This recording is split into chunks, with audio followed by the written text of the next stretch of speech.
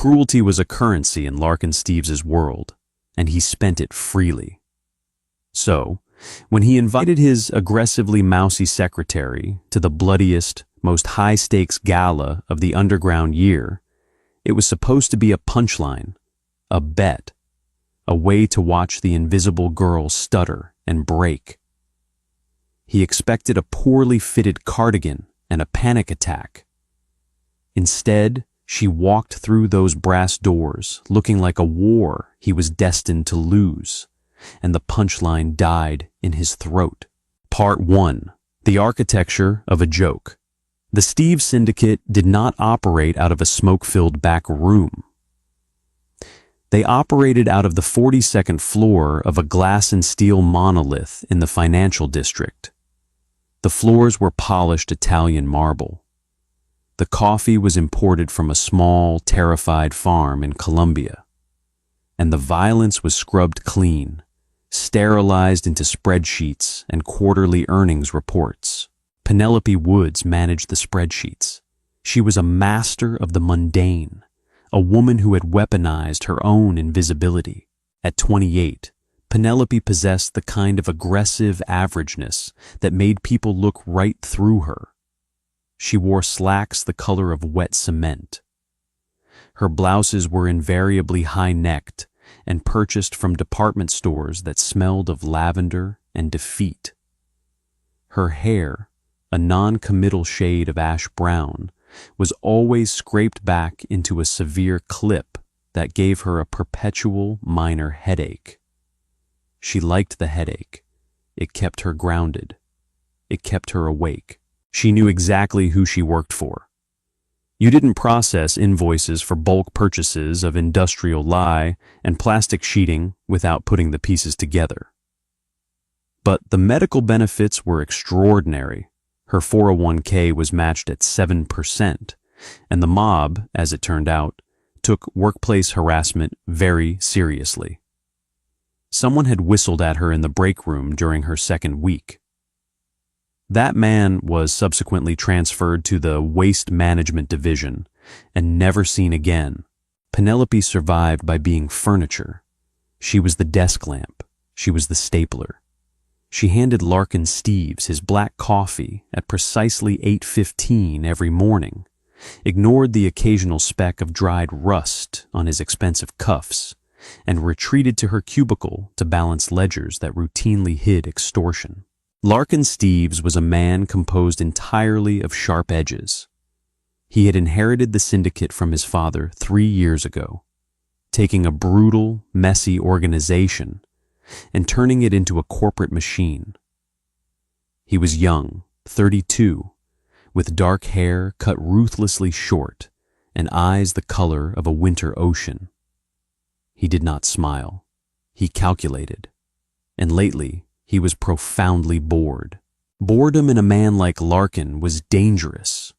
It manifested as a twitch in his jaw, a tendency to linger too long on the microscopic flaws of his subordinates.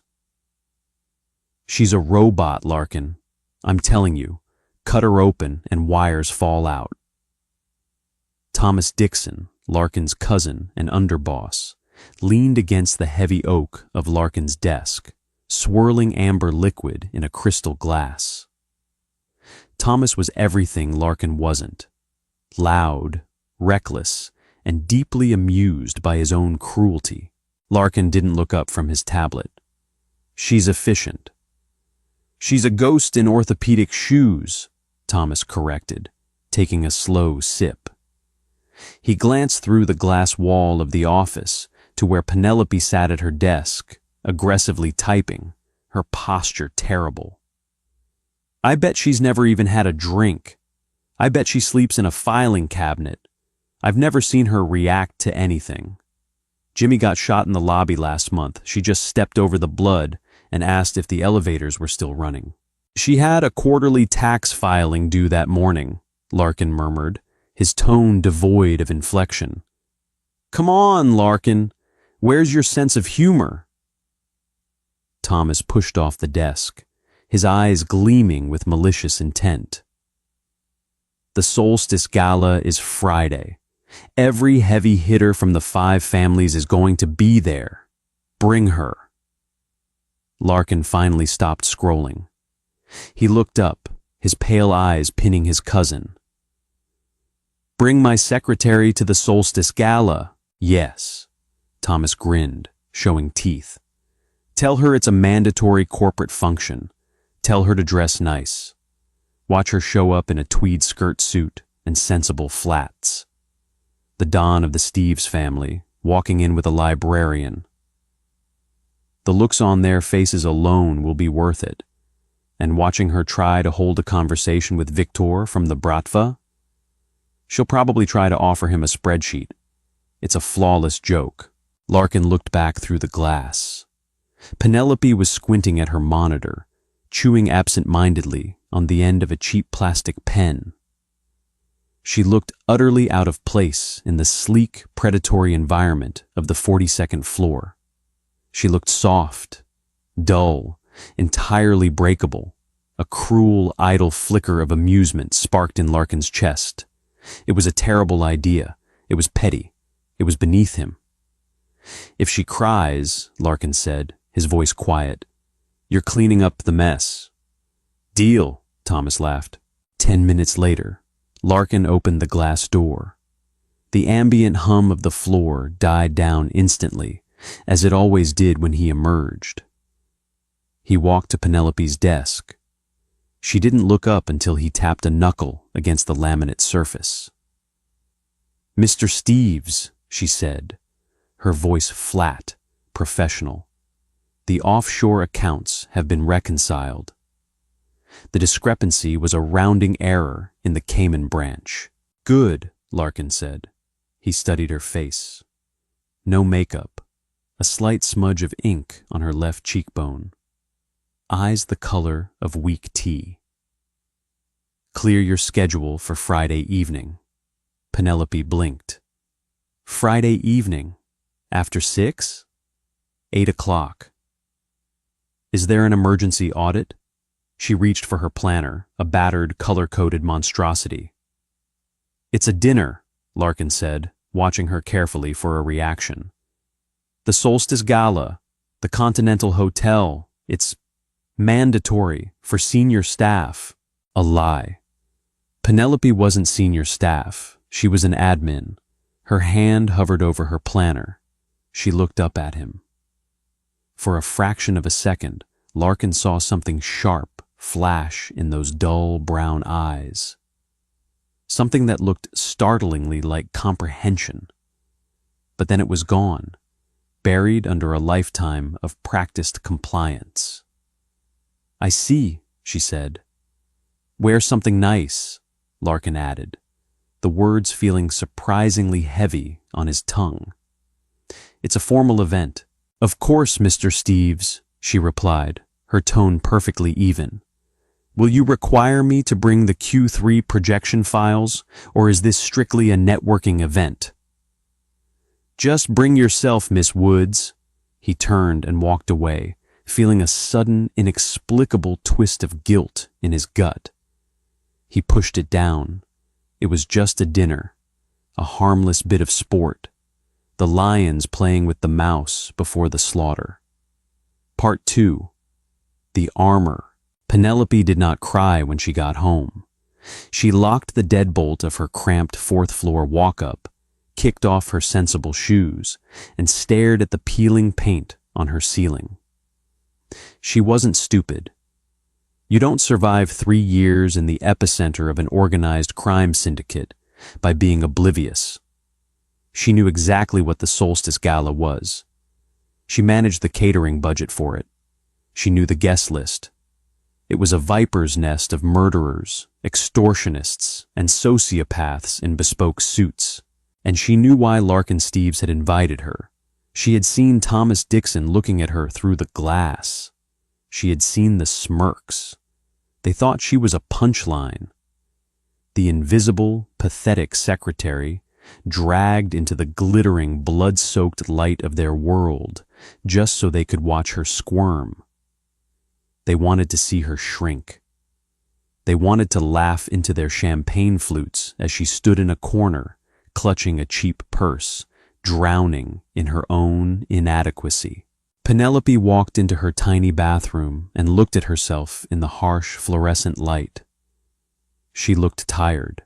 She looked exactly like a woman drowning in $90,000 of student loan debt, working a job that routinely threatened her immortal soul just to keep the lights on.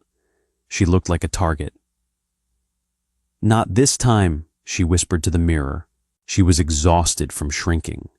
She was so incredibly tired of folding herself into tiny, unnoticeable squares so that loud, dangerous men wouldn't look at her twice.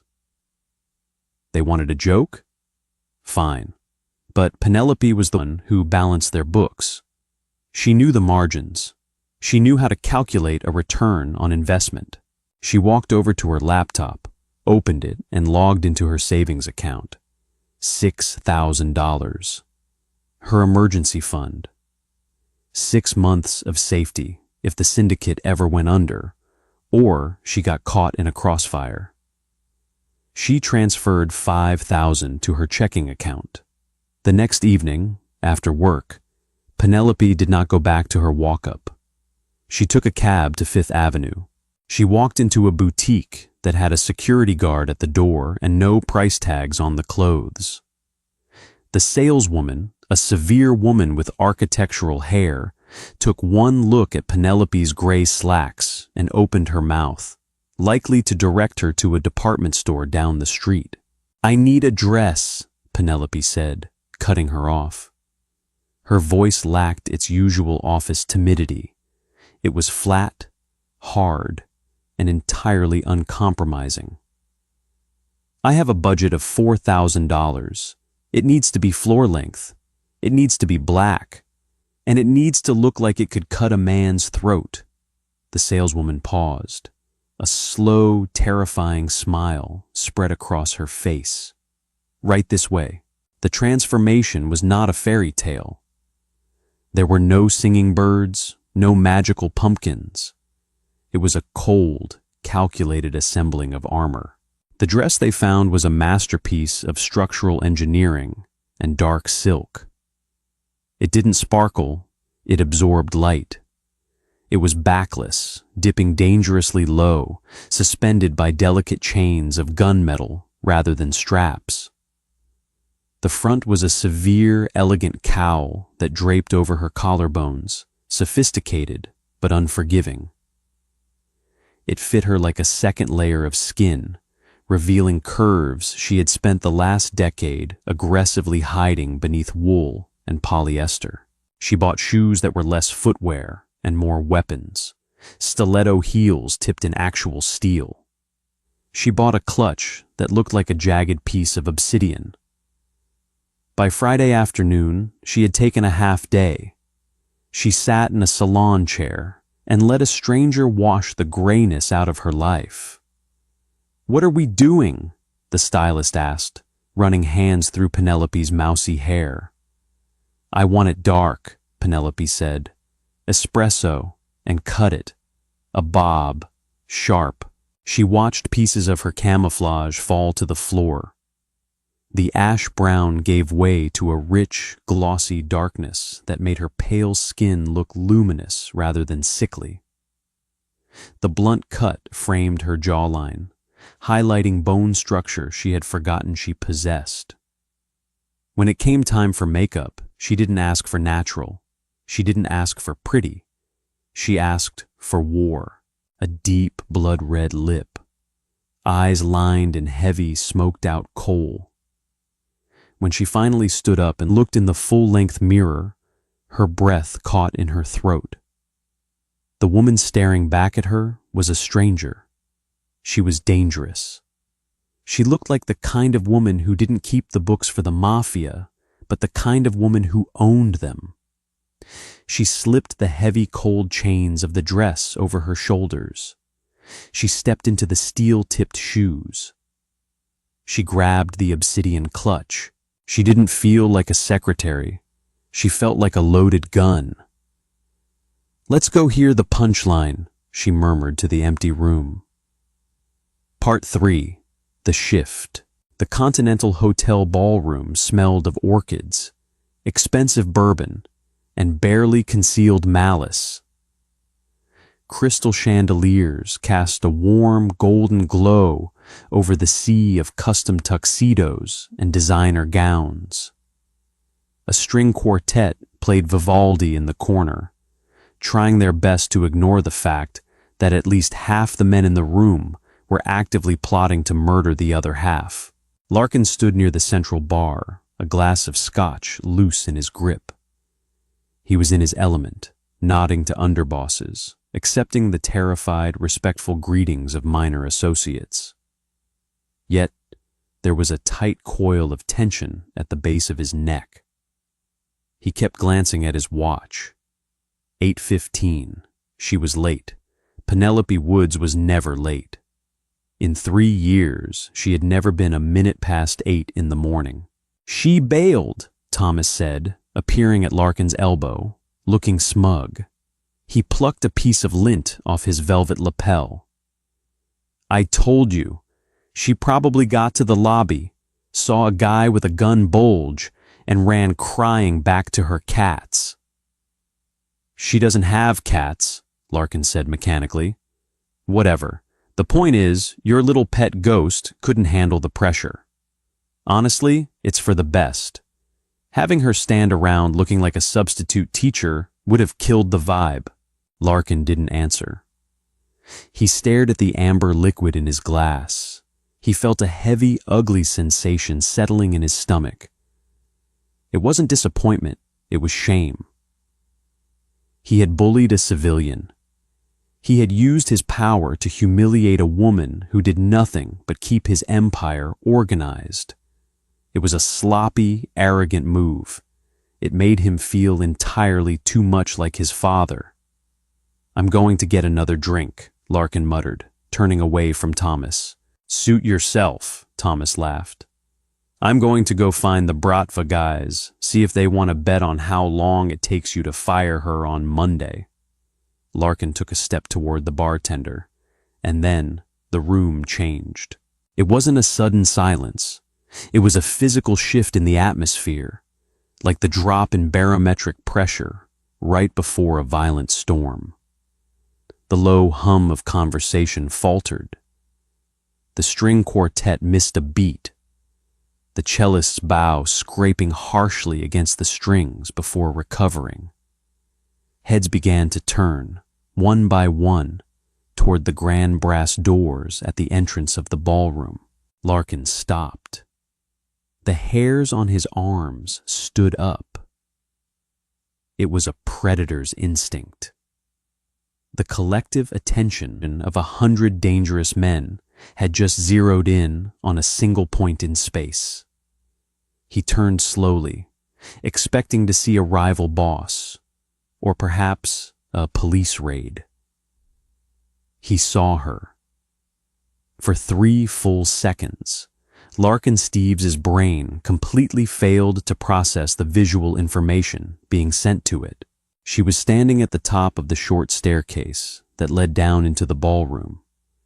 The light from the chandeliers caught the gunmetal chains biting into her bare, porcelain shoulders.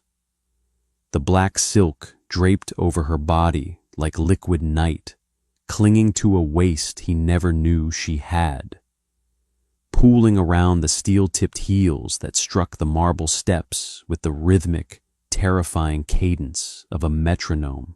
Her dark hair was a sharp, glossy helmet that framed a face carved out of ice. Her lips were a slash of violence red. Men were staring, men who routinely dealt in human currency, men who bought and sold beauty like it was copper wire, were completely immobilized. She didn't look pretty. She looked ruinous. Thomas, standing 10 feet away, dropped his champagne flute. It shattered on the marble floor. Larkin couldn't breathe. His lungs felt tightly banded in iron. Every drop of blood in his body seemed to rush instantly to his head, leaving his extremities cold and numb. This was Penelope, the woman who brought him coffee. The woman who asked questions about the deductible on the company dental plan? She reached the bottom of the stairs. She didn't hesitate. She didn't look down at her feet. She looked straight across the room, her dark, heavily lined eyes sweeping the crowd with absolute disdain until they locked on to Larkin. He felt the impact of that stare in his teeth. She began to walk toward him. The crowd parted. They actually parted. Hardened killers stepped aside, offering her a wide berth, sensing instinctively that she was not prey. Larkin's grip on his Scotch glass tightened until his knuckles were white. He couldn't move. He felt rooted to the floor. The cruel joke he and Thomas had constructed was rapidly dissolving, replaced by a terrifying, electric reality. She stopped 3 feet in front of him, close enough that he could smell her. She didn't smell like department store lavender. She smelled like ozone, like a struck match. "Mr. Steeves," Penelope said. Her voice was the same, calm, even, precise, but framed by the red lips and the harsh light. It sounded like a threat. Larkin opened his mouth. His mind, usually a steel trap of tactics and rhetoric, was entirely blank. "You're late," he managed to say. It was a stupid, weak thing to say, and he hated himself the second the words left his mouth. Penelope did not flinch. She tilted her chin up slightly, her dark eyes pinning him to the wall behind him. "You didn't specify a time, Mr. Steeves," she replied smoothly. She glanced around the room, taking in the staring faces, the paralyzed crowd, and then looked back at him. A slow, terrifyingly cold smile curved the edges of her red lips. "I assumed you wanted me to make an entrance. Does this meet corporate requirements?" Larkin stared at her. The air between them felt thick, charged with a sudden, violent gravity. He had invited a mouse to a slaughterhouse to watch it die. He realized, with a cold spike of adrenaline, that he had accidentally invited a wolf. "It exceeds them," Larkin murmured, his voice dropping an octave, completely outside of his own control. "Excellent," Penelope said. She shifted her weight, the silk slipping smoothly over her hip. "Now, which one of these gentlemen is the contact for the Cayman accounts? I have some questions about their recent overhead expenses." She wasn't here to survive the joke. She was here to own the punchline. Larkin looked at this woman, this stranger who had been hiding in plain sight in his office for 3 years, and for the first time in a decade, the dawn of the Steeves family felt genuine, unadulterated fear. And right behind it, a desperate, consuming hunger. Part 4. The Audit. Larkin did not know what to do with his hands. For a man who regularly ordered the dismantling of rival organizations before his morning espresso, the sudden loss of basic motor function was alarming. He finally shoved his hands into his trouser pockets, a tight, defensive posture, as he fell into step beside Penelope. She did not wait for him to lead. She cut through the ballroom like a knife through soft tissue. The men who had mocked her existence hours earlier now pressed themselves against the high-top tables to let her pass. They stared at the severe line of her bob, the pale expanse of her back, and the jagged, expensive clutch she held like a brick. "Langdon," Penelope said quietly, not looking at Larkin as they walked. "Arthur Langdon. He handles the routing through the Grand Cayman shell companies, correct?" "Yes," Larkin said. His voice sounded thin to his own ears. He cleared his throat. "He's standing by the ice sculpture, gray suit, sweating." "He should be," Penelope murmured. Arthur Langdon was a nervous, damp man who skimmed a negligible fraction off the top of the syndicate's laundered funds. It was an amount so small Larkin hadn't bothered to kill him for it yet. Finding a reliable offshore banker was tedious, and a little theft was the cost of doing business. Langdon watched them approach. His eyes darted from Larkin's dark, unreadable expression to the terrifying woman walking in sync with him. He gripped his martini glass with white knuckles. "Arthur," Larkin said, his tone flat. "Mr. Steeves," Langdon squeaked. He looked at Penelope. He tried to swallow, but his throat appeared to have seized. "And, your guest." "Penelope Woods," she introduced herself. She did not extend her hand. She merely stopped 2 feet in front of him, letting the silence stretch until it became a physical weight. "A pleasure, Miss Woods," Langdon lied. "Mr. Langdon," Penelope began, her voice the auditory equivalent of a scalpel. "I was reviewing the Q3 routing protocols. Specifically, the transfer delays between the shell entity in Nassau and the primary holding account in Georgetown.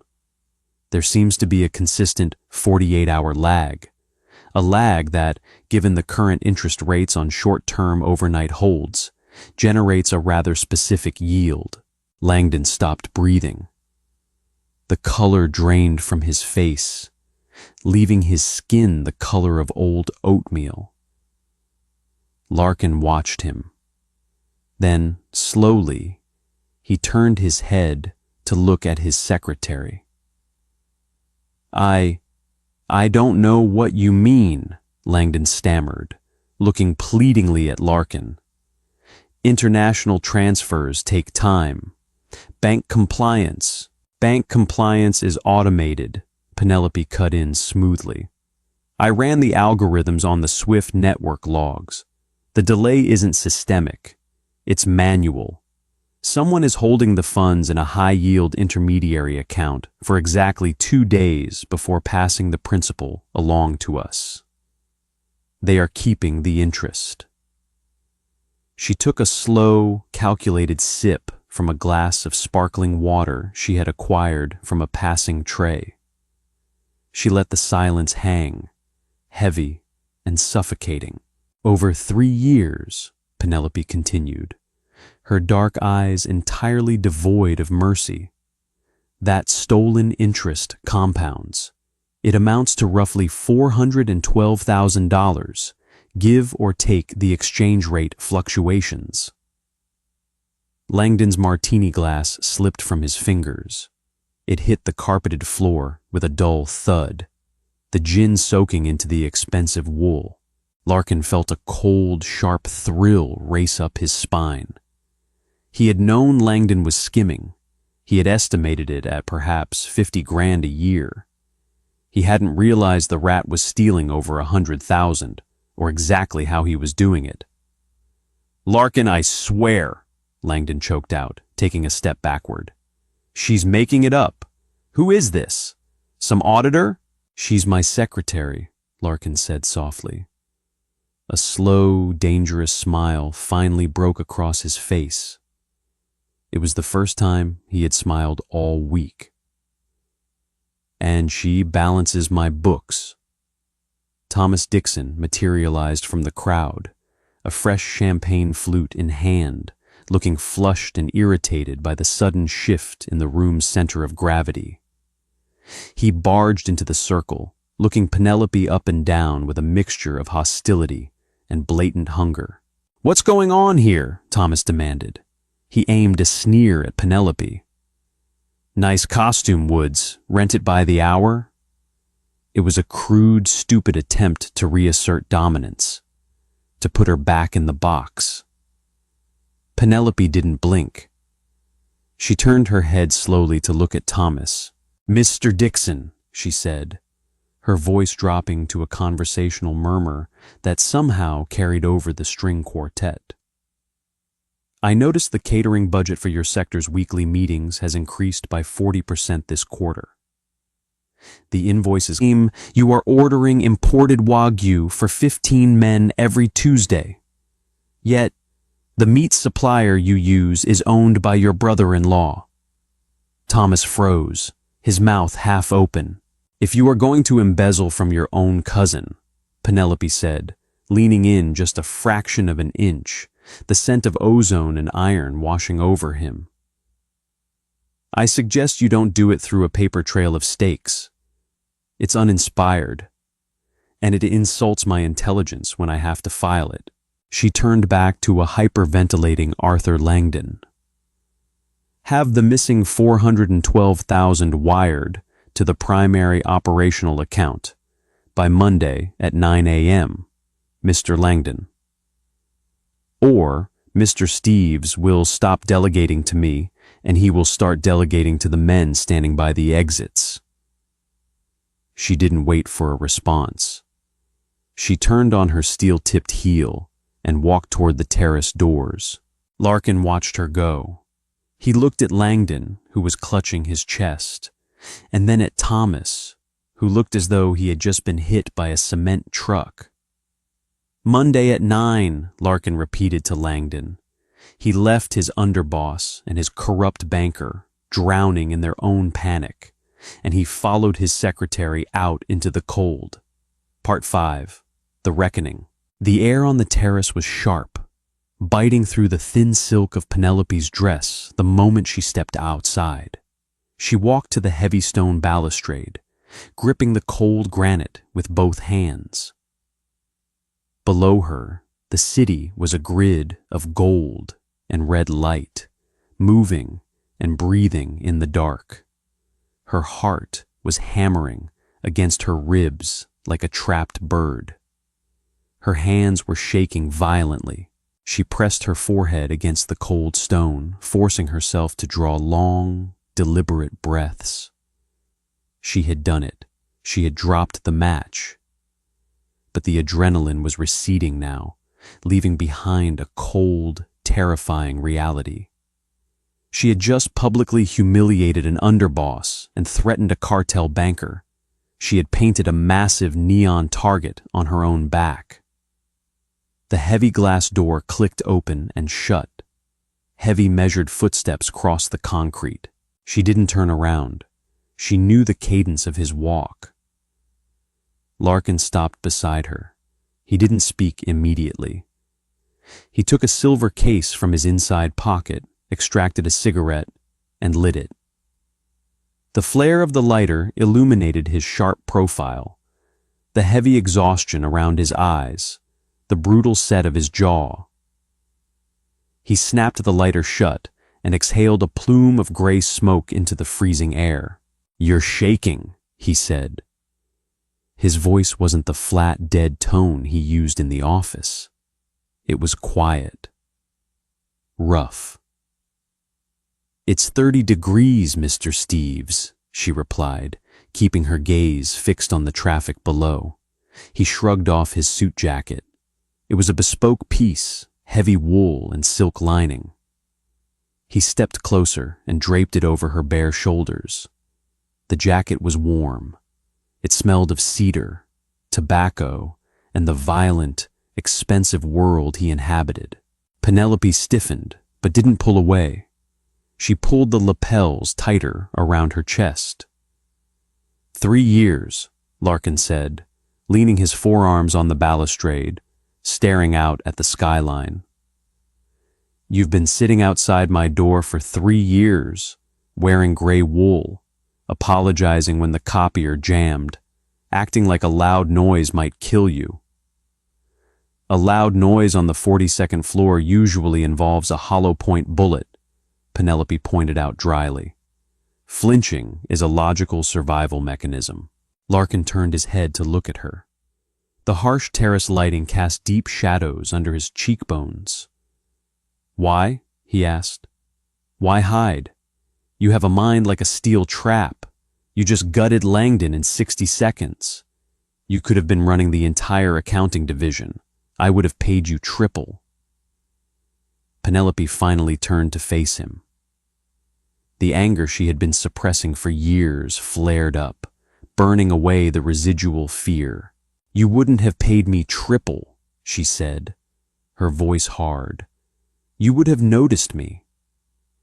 Larkin frowned, a slight crease forming between his brows. "Look at this room," Penelope said, gesturing blindly backward toward the glass doors of the ballroom. "Look at the men in there. Look at Thomas. Look at you. You run a machine built on violence, paranoia, and ego. Do you know what happens to women who stand out in this world? Women who show they are smart, or competent, or dangerous?" Larkin stayed silent, the ash on his cigarette burning down. "They become threats," Penelope answered her own question. "Or they become property. They get targeted by men like your cousin, who resent being outsmarted by someone they consider furniture. I have $90,000 in student loan debt, Mr. Steves. My mother is in a memory care facility that costs $6,000 a month. I needed the salary. I needed the medical benefits. I didn't need to prove a point." She stepped away from the balustrade, turning fully toward him.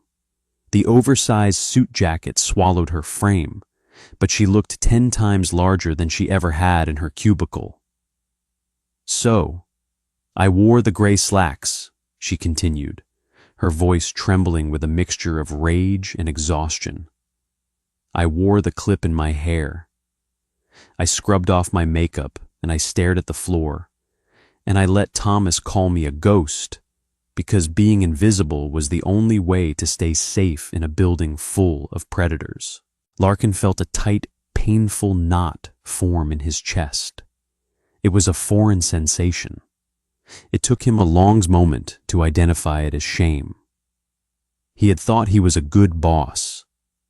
He kept the violence out of the corporate offices. He paid well, but he had been entirely blind to the reality of the ecosystem he oversaw. He had let Thomas sneer, and worse, he had brought her here tonight as a joke. He had tried to strip away her armor just to alleviate his own boredom. "And tonight?" Larkin asked, his voice low. "Why drop the act tonight?" Penelope let out a harsh, humorless laugh. "Because you dragged me into the spotlight. I knew why you invited me. I heard Thomas. I knew the punchline." She took a step closer to him. She tilted her head back to meet his eyes, her gaze entirely unyielding. "If I had walked in there tonight in my cardigan," she said quietly, "you would have laughed. Thomas would have laughed. I would have remained a joke, but I would have been a humiliated joke. The invisibility wouldn't work anymore. You forced my hand. If I was going to be pushed into the snake pit, I was going to make sure the snakes knew I had teeth." Larkin stared down at her. The anger in her eyes was magnificent. It was raw, real, and entirely justified. She had played the game perfectly for 3 years, and he had broken the board on a whim.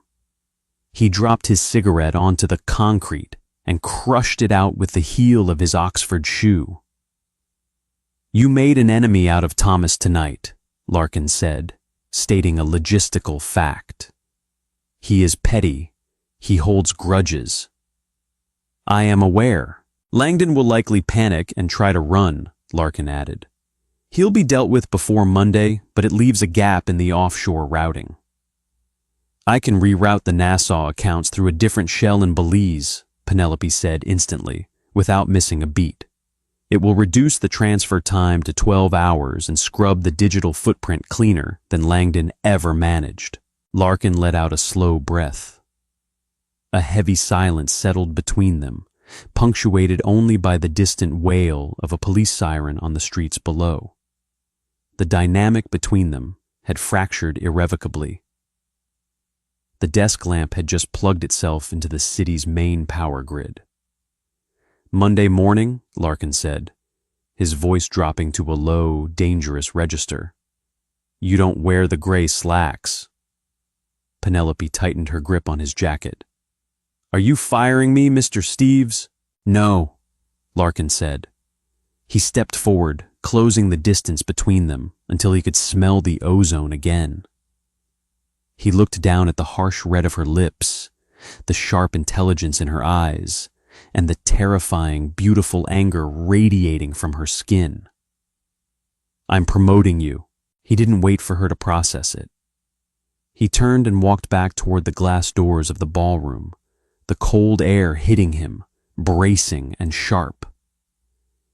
He had a cartel banker to hunt down, an underboss to muzzle, and a new reality to build. The joke was over. Part 6. The corner office. Monday morning arrived with the gray, biting chill typical of November in the city. The 42nd floor hummed with its usual predatory efficiency. Keyboards clacked, espresso machines hissed. Men in dark suits moved with the silent, hurried purpose of people who knew failure was not a fireable offense, but a fatal one. At precisely 8:15, the elevator doors chimed and slid open. Penelope Wood stepped onto the floor. She did not wear gray wool. She wore a tailored, charcoal pinstriped suit that hugged her shoulders and flared perfectly at the ankles. The cheap plastic clip was gone. Her dark hair fell in a sharp, blunt line that framed her jaw. She wore black leather pumps that echoed sharply against the Italian marble, devoid of steel tips but carrying the exact same threat. Her lipstick was a muted, business-appropriate plum, but her eyes were lined in sharp, unforgiving black. The silence that rolled across the floor was not immediate. It was a wave. It started at the reception desk, where the administrative assistant actually stopped typing, her jaw going slack. It rippled through the bullpen. Conversations died mid-sentence. Eyes tracked Penelope's progress as she bypassed the admin cluster entirely. She walked toward the executive suites. Specifically, she walked toward the corner office adjacent to Larkin's, a space that had sat vacant since the former CFO was indicted and subsequently disappeared 3 years ago. The heavy glass door was open. Her name was already etched onto a brushed steel plaque mounted on the drywall. Penelope Woods, Director of Financial Operations. She stepped inside. The office was sprawling, walled in glass overlooking the harbor. A massive mahogany desk dominated the center. On it sat 2 curved monitors, a state-of-the-art encrypted phone line, and a single black coffee, still steaming. Penelope set her leather briefcase down. She looked at the coffee. She didn't have to ask who put it there. "I prefer it with a dash of oat milk now," she said to the empty room. Noted. Larkin stepped out from the adjoining private corridor that connected their offices. He wore a navy suit, no tie, the top 2 buttons of his shirt undone. He looked rested, which was a lie. He hadn't slept since Friday. He had spent the weekend dismantling Arthur Langdon's life, seizing his assets, and ensuring the terrified banker was placed on a permanent, one-way flight to a country without an extradition treaty. Larkin leaned against the doorframe, watching her. He was studying her with an intensity that made the hair on her arms stand up. "Is the desk satisfactory?" he asked. "It's loud," Penelope said, running a hand over the polished wood.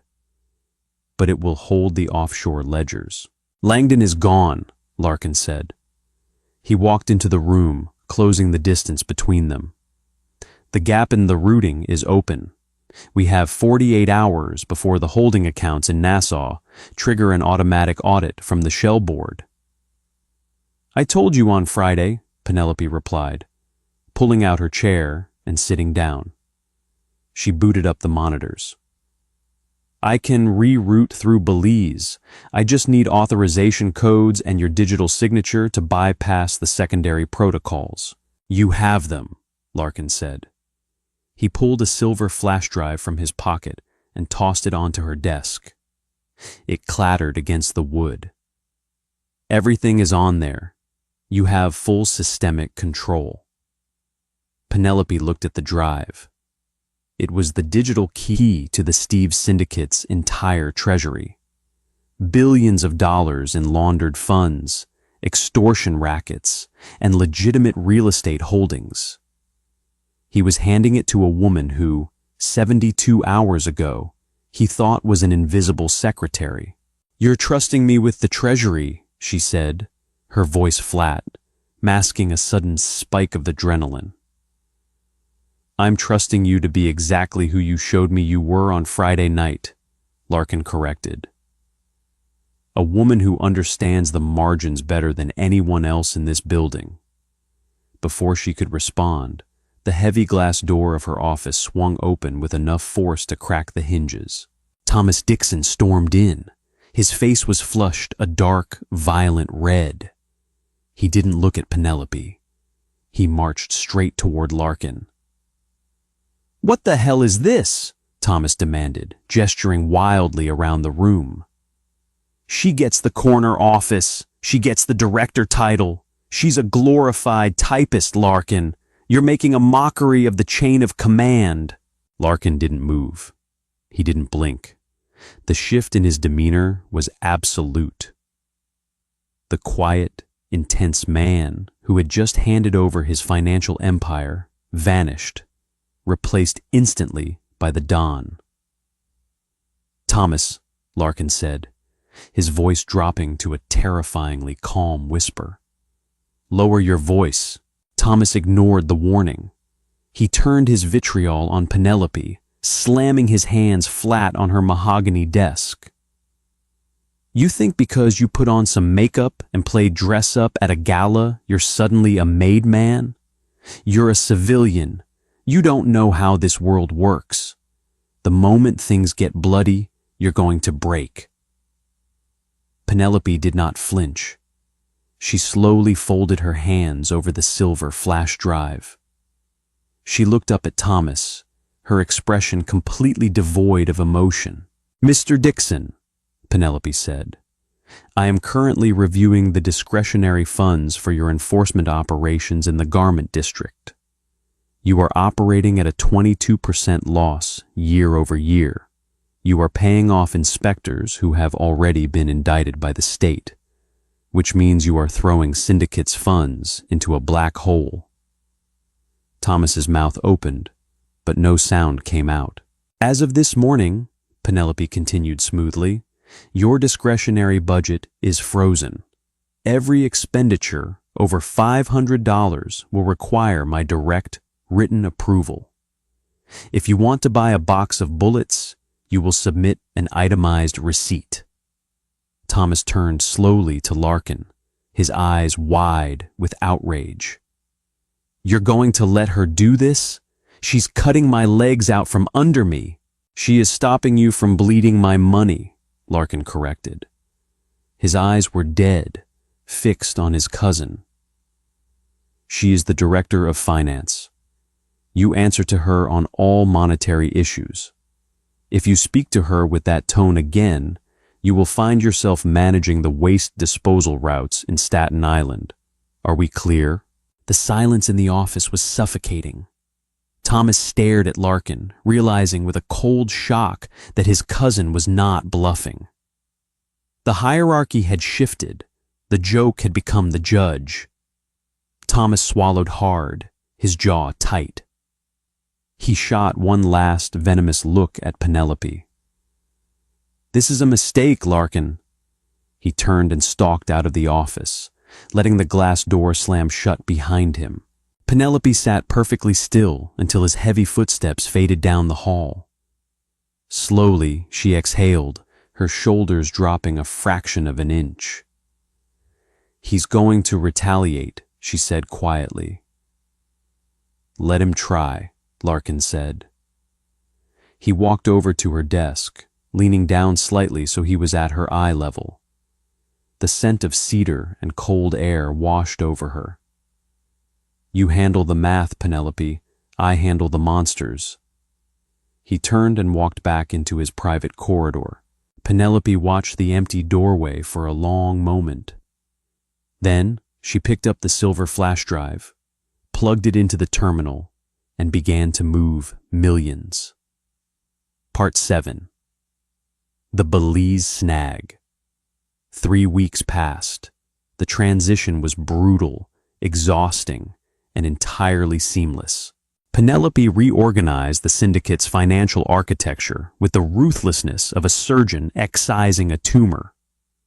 She cut off dead weight. She streamlined the extortion payouts. She terrified the operational captains simply by emailing them spreadsheets with their inefficiencies highlighted in glaring red. They quickly learned that a summons to her corner office was far worse than a physical beating. You could heal from a broken jaw. You couldn't heal from Penelope Woods auditing your life. She worked 15-hour days. Larkin matched her. They existed in a state of high-functioning, heavily caffeinated isolation in their adjoining offices. The glass wall between them had been frosted over for security, but the private corridor remained open. They passed each other files, shared cold takeout dinners at midnight, and spoke in a shorthand language of risk assessment and asset reallocation. It was professional. It was necessary, and the tension between them was becoming unbearable. Every time Larkin handed her a document, his fingers lingered a second too long against hers. Every time Penelope looked up from her screens, she found him standing in the doorway, watching her with a dark, heavy hunger he was barely bothering to conceal. The dynamic had shifted from predator and prey to two apex predators circling the same cage, neither entirely sure who was supposed to strike first. The breaking point arrived on a Tuesday night at 1 a.m. Rain lashed against the floor-to-ceiling windows of Penelope's office, distorting the city lights into angry, bleeding streaks of neon. The floor was entirely empty, plunged into darkness save for the pools of light radiating from her desk lamps. Penelope was staring at a line of code on her primary monitor, rubbing her temples. A dull, pulsing headache had settled behind her eyes around 8 o'clock and refused to leave. It bounced again, she muttered. Larkin appeared in the doorway, holding 2 glasses of scotch.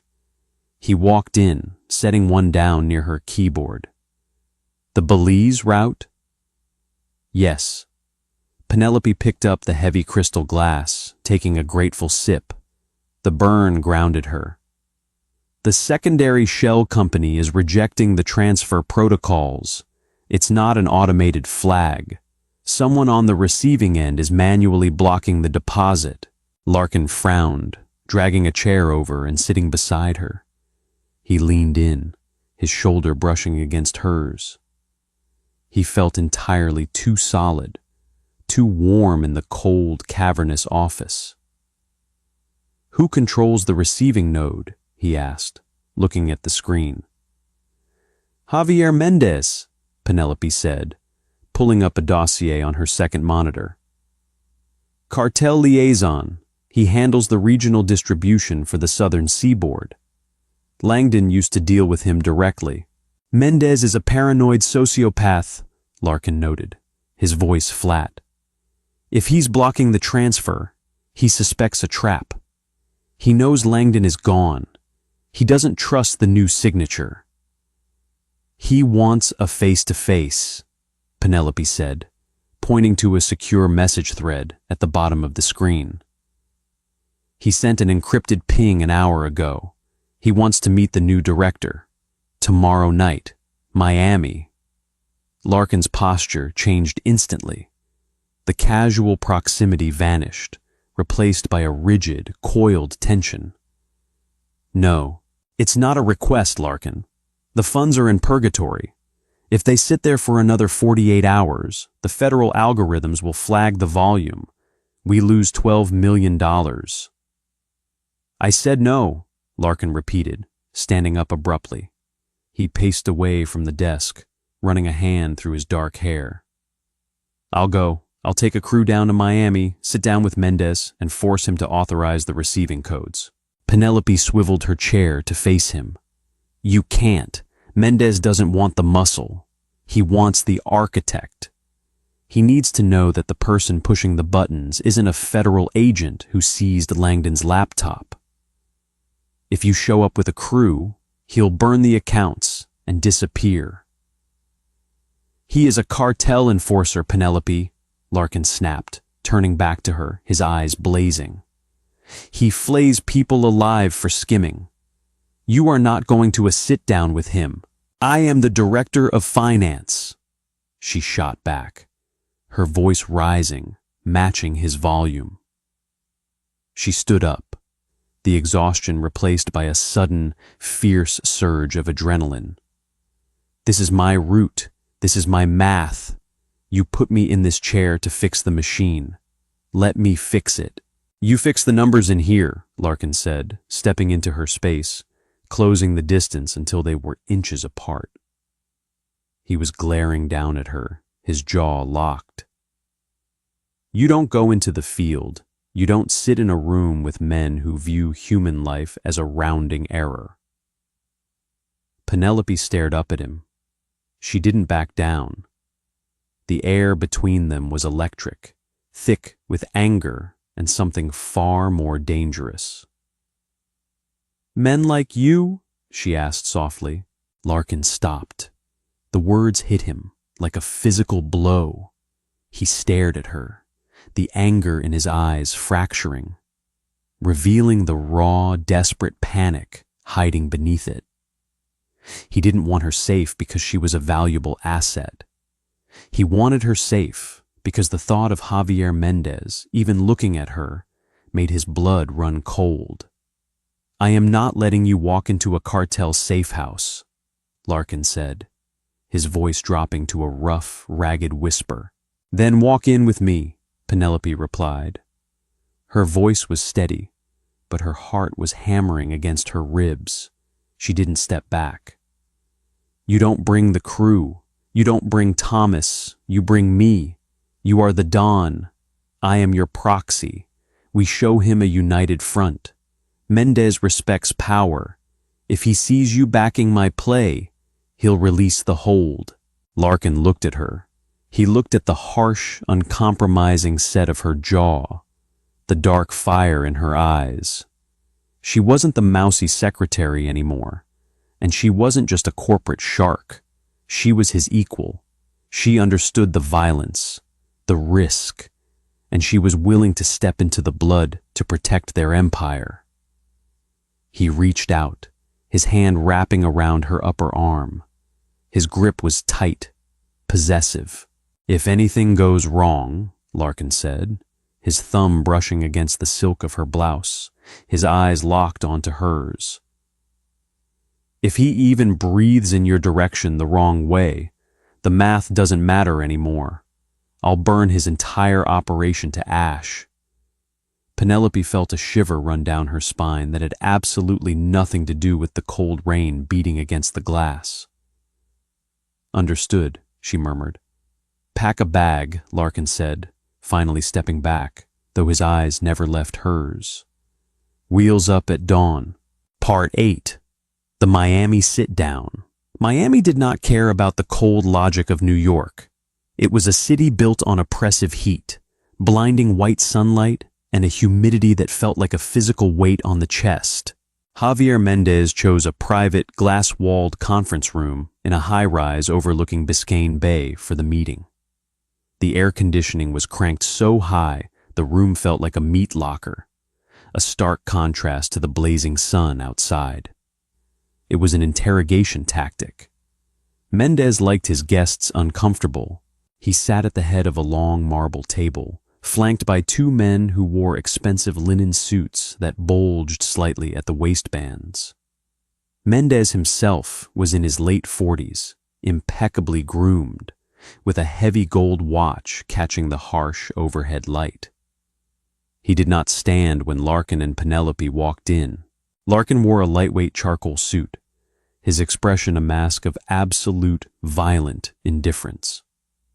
He pulled out a chair for Penelope, waited for her to sit, and then took the seat beside her, completely ignoring the armed guards. Mendez leaned forward, resting his elbows on the marble. He looked at Larkin first, offering a slow, calculated nod. Then, his dark, dead eyes slid to Penelope. She wore a bone-white suit, sharp and unyielding. She had tied her dark hair back into a low, severe knot at the nape of her neck. She looked like an executioner who had just scrubbed in. "Steves," Mendez said, his voice a gravelly baritone. "I expected a heavily armed entourage, not you and an auditor." "This is Penelope Woods," Larkin said softly. His voice didn't echo in the large room. It absorbed the sound around it. "She is the director of finance for the Steves Syndicate. She is the architect of the new routing system. You wanted to see the person pushing the buttons. Here she is." Mendez laughed. It was a dry, scraping sound. Arthur Langdon was a rat, but he understood the ecosystem. He knew how to show respect.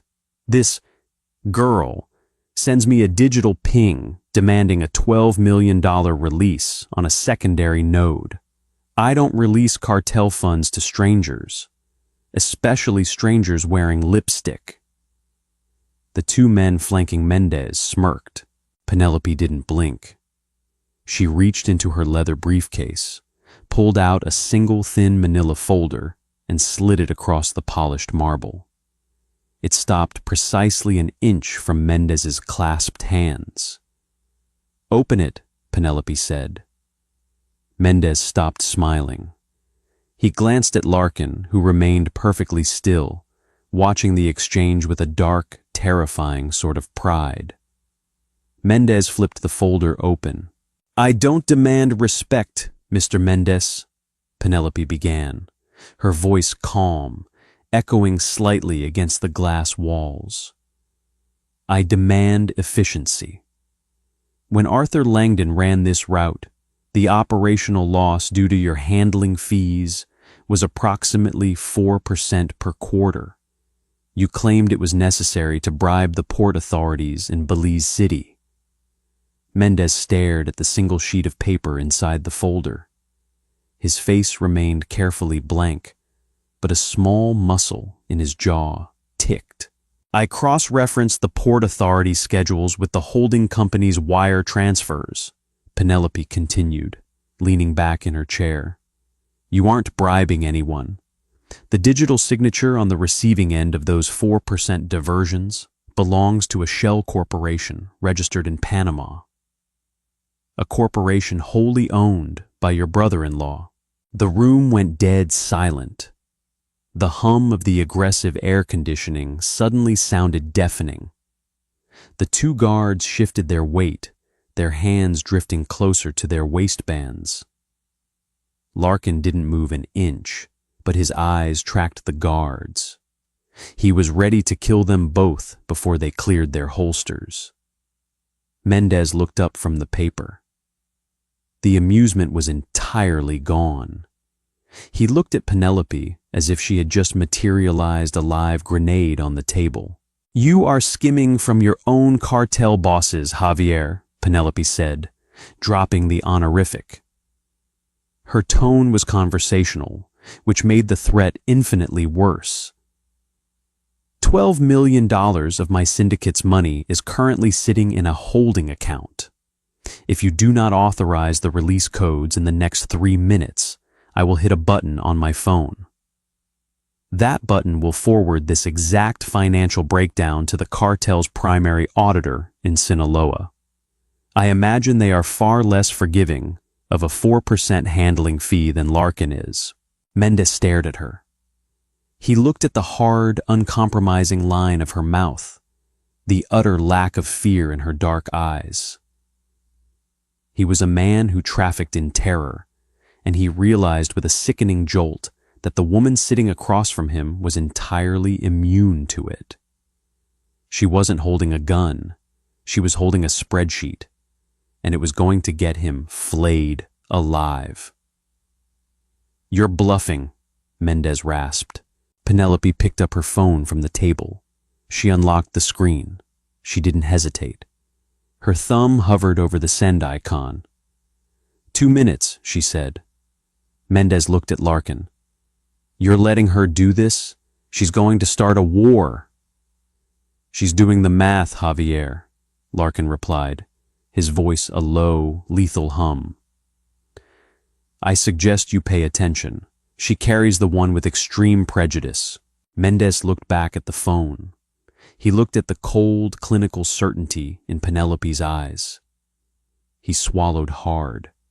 He reached into his jacket, pulled out a heavily encrypted satellite phone, and typed in a sequence of numbers. He placed the device on the table. A small green light blinked twice. "The hold is released," Mendez said, his voice thick with suppressed rage. "The funds are routing to Belize." Penelope looked at her own screen. She refreshed the mainframe application she had built. The $12 million vanished from the Purgatory account and safely deposited into the Steve Syndicate's primary offshore node. "Pleasure doing business with you, Javier," Penelope said. She stood up, smoothing the front of her white suit, and picked up the manila folder. She didn't leave it behind. "I will be sending a revised schedule for the Q4 transfers. I expect them to be processed without delay, and without the 4% tax." Larkin stood up. He didn't say a word to Mendez. He simply placed a hand on the small of Penelope's back and guided her out of the freezing glass room, leaving the cartel enforcer sweating in the air conditioning. Part 9. The ledger closes. The adrenaline crash hit Penelope the moment the heavy oak door of their hotel suite clicked shut. It was a sprawling, opulent penthouse overlooking the ocean, bathed in the warm golden light of the late afternoon sun. But Penelope didn't notice the view. Her knees suddenly felt like they were made of water. She dropped her briefcase onto a glass coffee table and leaned heavily against the back of a plush sofa, pressing the heels of her hands into her eyes. Her heart was beating so fast it physically hurt. She had just extorted a cartel boss. She had looked a murderer in the eye and threatened his life with a data transfer. "Drink," Larkin said. She opened her eyes. He was standing in front of her, holding out a glass of neat bourbon. He had already discarded his suit jacket and tie. His sleeves were rolled up, revealing the dark ink of syndicate tattoos winding up his forearms. Penelope took the glass. Her hand was shaking so badly the amber liquid sloshed against the rim.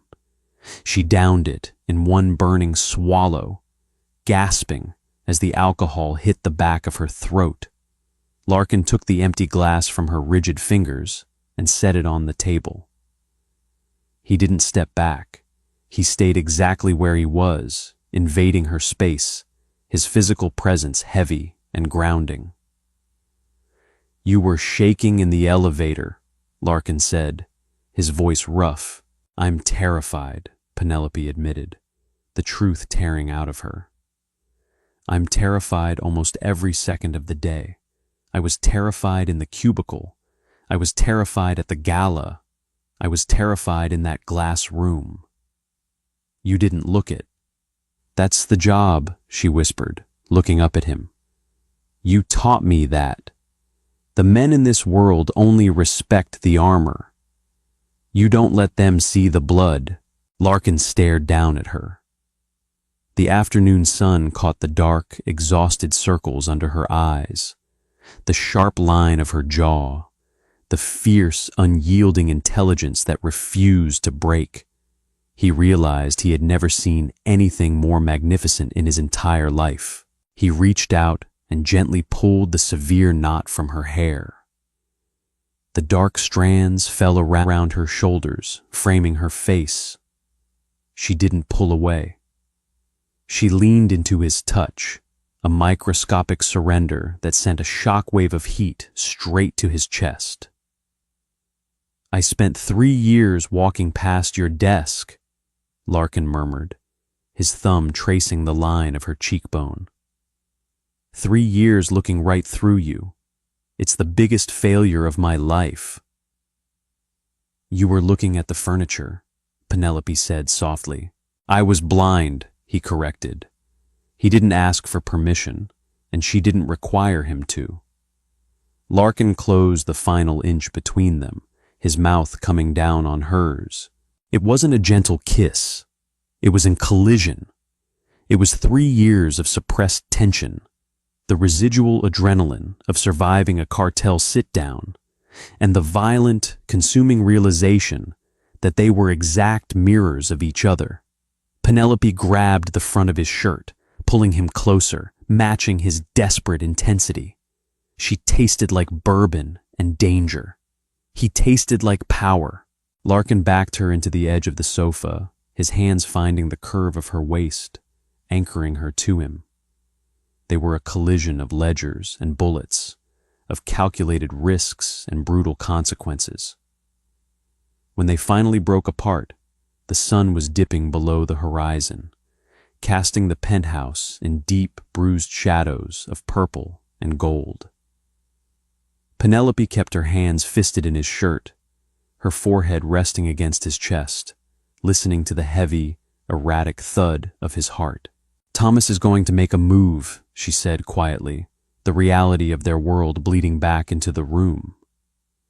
"I know," Larkin said, resting his chin on the top of her head. "He's bleeding money, Larkin. He's desperate. Desperate men get sloppy. He'll try to bypass the new protocols, and when he can't, he'll come for me." "He won't get within 10 miles of you," Larkin promised, his voice hardening into absolute certainty. "If Thomas steps out of line, I won't reassign him. I'll bury him." Penelope pulled back slightly, looking up into the cold, pale eyes of the dawn. "No," she said. Larkin frowned. "No? Don't bury him," Penelope said, a slow, terrifying smile curving her lips. "Audit him, publicly, strip his assets, freeze his accounts, and force him to explain every stolen dime to the commission. Let him survive, but make him irrelevant. Death makes a martyr. Poverty makes a joke." Larkin stared at her. A low, dark laugh rumbled in his chest.